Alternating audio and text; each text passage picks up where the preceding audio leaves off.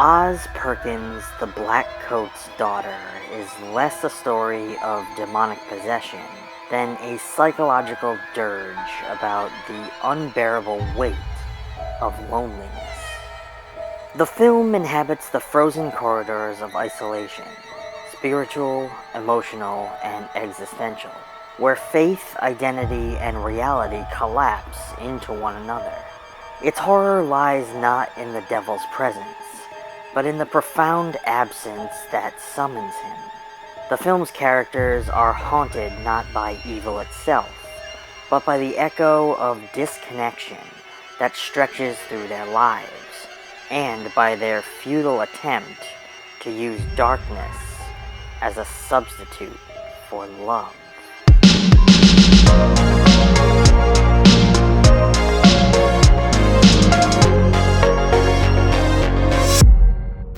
Before we begin, this video is sponsored by Plex. For more information, stick around after the video to learn how to corral your movies, TV shows, and music from all your streaming services into one place. Stop scrolling, start streaming, get Plex.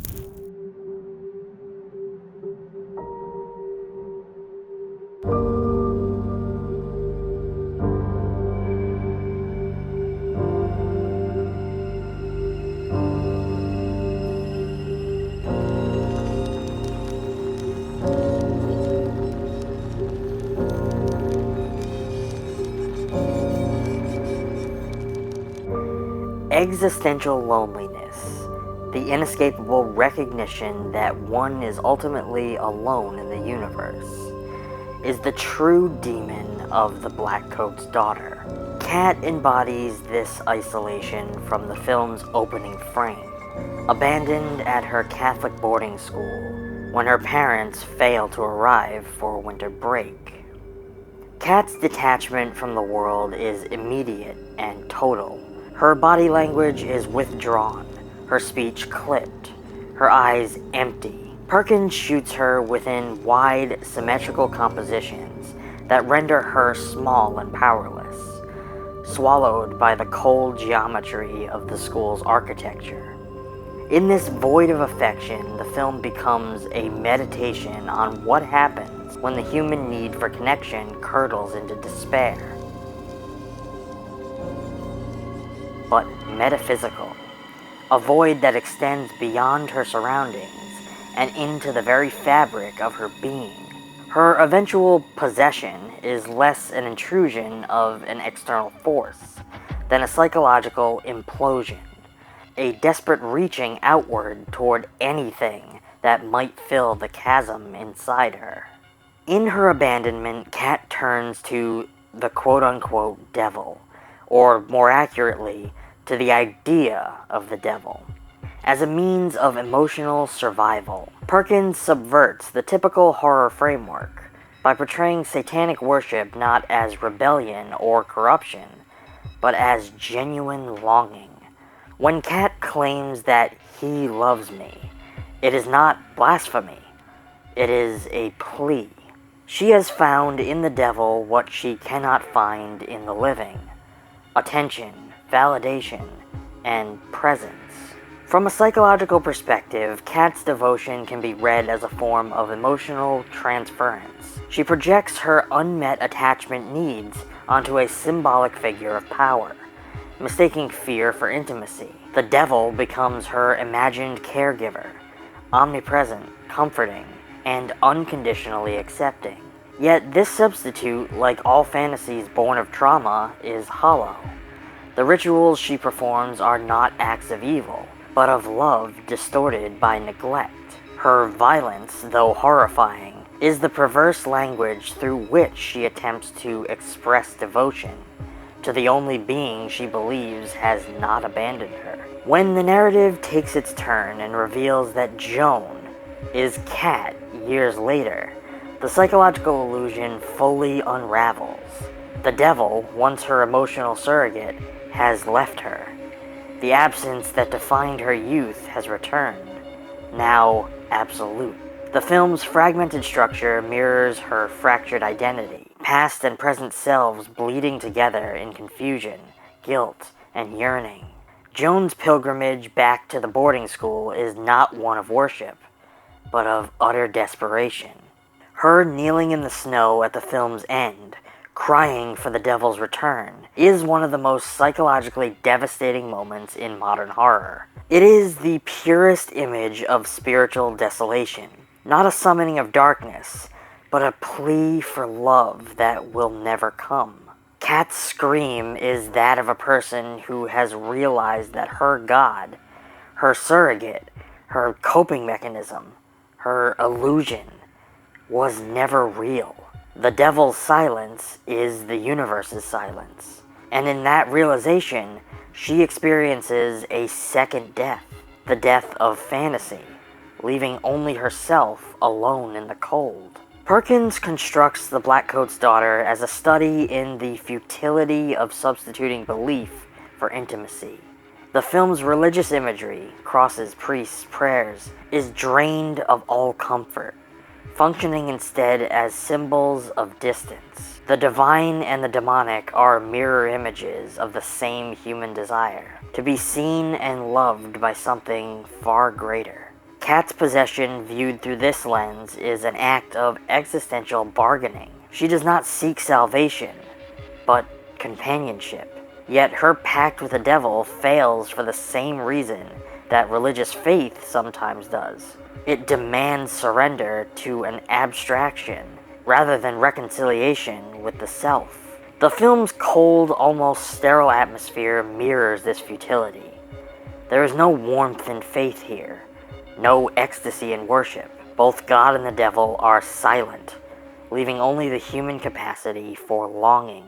A psychological need that no ideology, no ritual, no supernatural substitute can truly fulfill. Assuming all of you have seen the film at this point, the narrative unfolds like a psychological mirror, reflecting two versions of the same person trapped at opposite ends of the same trauma. Kat, the quiet, withdrawn boarding school girl abandoned by her parents, and Joan, the older, haunted wanderer, are not merely separated by time. They are fragments of one identity shattered by grief, guilt, and spiritual displacement.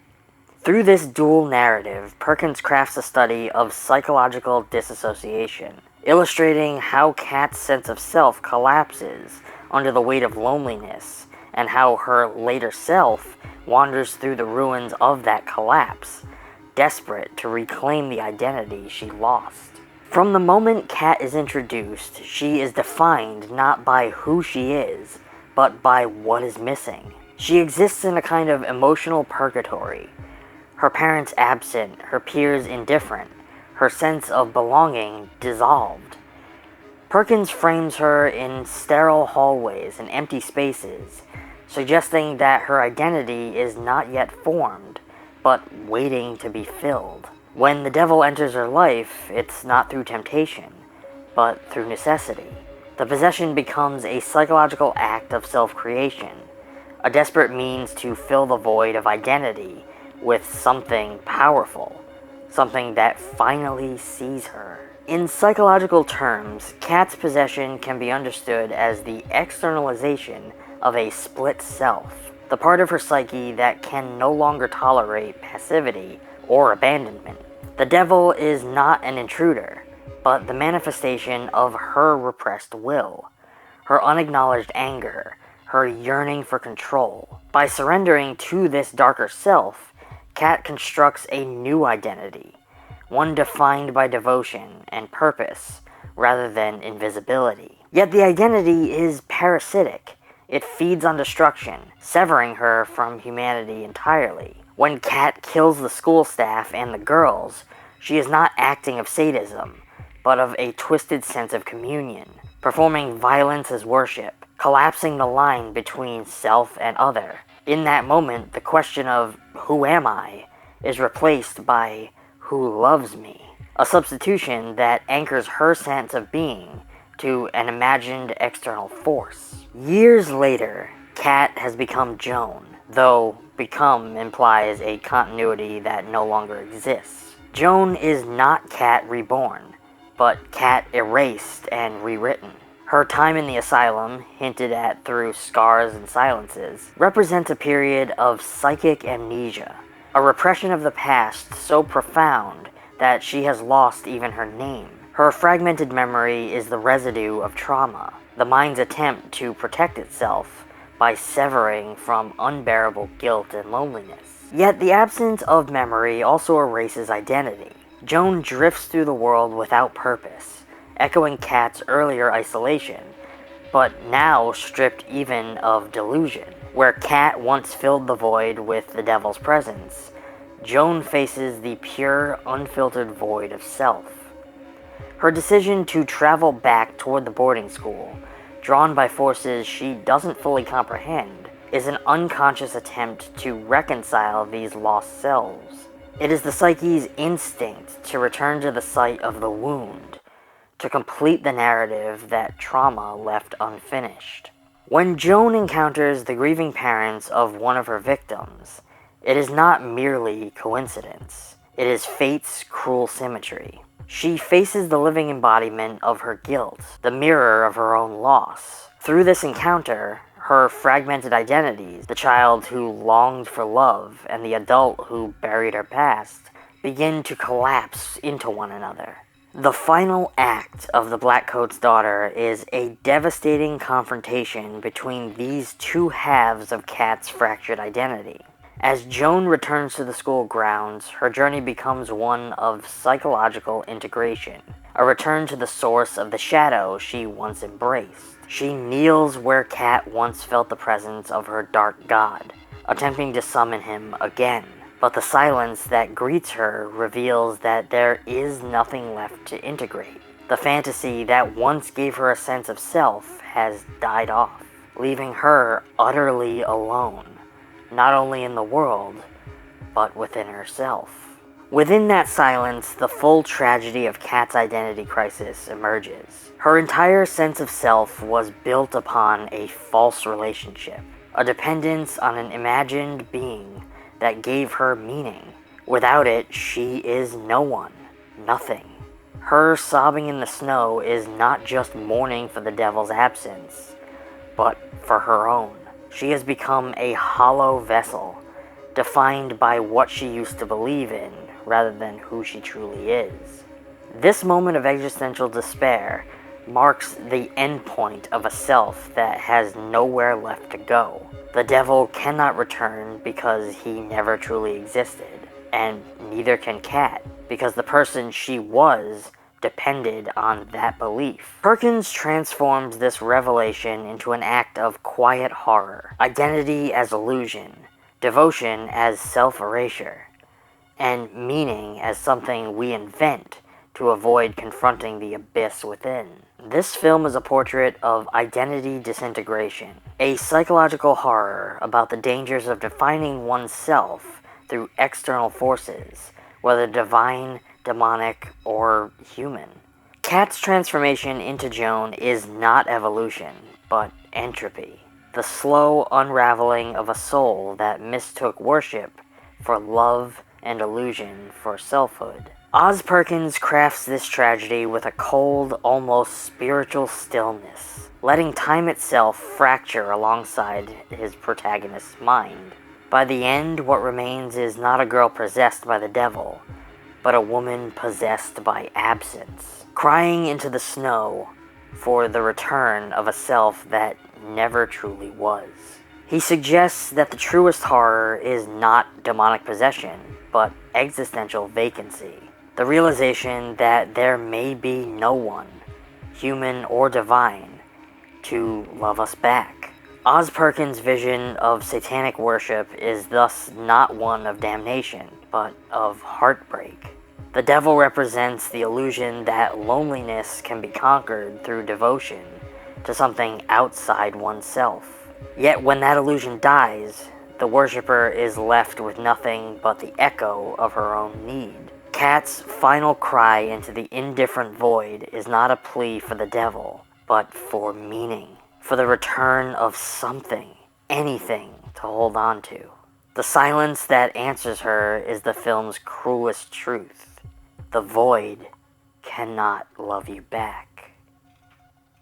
Managing the overwhelming number of streaming services that we all subscribe to can be a nightmare, making us wish for some sort of one-stop destination for all of our movies, TV shows, and music. Well, thankfully, Plex has the answer, bringing together free ad-supported movies, shows, and live TV with the power to search and add to your watch list any title ever made, no matter which streaming service it's on. Plex keeps everything in one place, even for theater releases. Discover more and search faster by customizing your experience. Add friends, share thoughts, and find your next binge-worthy title. Track your favorite actors with Discover credits. See all their movies and shows in one place. Stream your own movies, TV shows, music, and photos anywhere on any device. And best of all, Plex is a free streaming app for everyone, supported by ads that help bring you content from partners like Lionsgate, AMC, and even A24. Stream instantly from your computer, phone, tablet, game console, smart TV,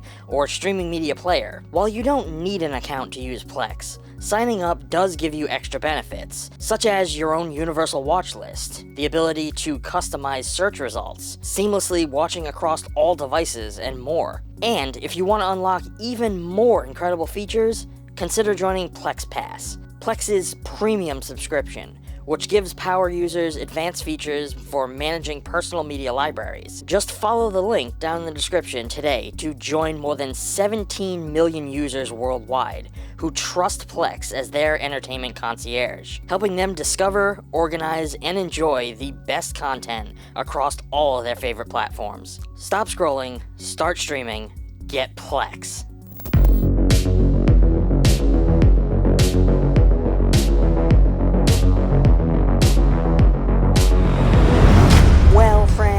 That's going to be all for now. If you're interested in this film, I urge you to check it out for yourself and formulate your own thoughts and opinions about it. I hope you come share those thoughts in the comments. Let me know if there are any movies that you would like to see discussed on this channel. I always love to hear from you guys, and I do my best to try and respond to everyone. As always, I have put a link down in the description to a physical copy of the film, if one exists, so that you can add it to your collection. Using that link helps out the channel, and that is always appreciated. Furthermore, if you like the video, I urge you to give it a thumbs up, subscribe if you aren't already. I know many of you watching aren't yet subscribed, so help support the channel. Subscribe. If you'd like to go the extra mile and support the channel even more, we do have a Patreon. And if you sign up for our Rated R tier level, you can get yourself access to the ETF Digital Archive. We get a lot of compliments about the VHS collection that you guys see in the background of almost all of our videos. Well, we have been hard at work slowly digitizing that collection and creating a place where we can share it with all of you. Thanks to the help of the Plex platform, one of this channel's sponsors, we can now do just that. This is our way of doing our part to help preserve that gritty, nostalgic VHS look and feeling before it's gone forever. So as a special thank you for becoming a Rated R tier member, you will be added to our ETF Archive Plex server, so that you can stream our VHS collection from anywhere at any time. It's basically like having a streaming service for VHS, which I think is pretty cool. We also have a Mercari store, where you can go and get yourself a little piece of the ETF archive. While collecting VHS, Blu-rays, and DVDs over many years, we wind up with lots of duplicates, and we unfortunately can't store them all. So on our Mercari shop, we have those for sale. Purchasing those not only expands your collection, but makes room for us to expand ours. All the links for everything are down in the description. Until next time, stay safe, and as always, thanks for watching.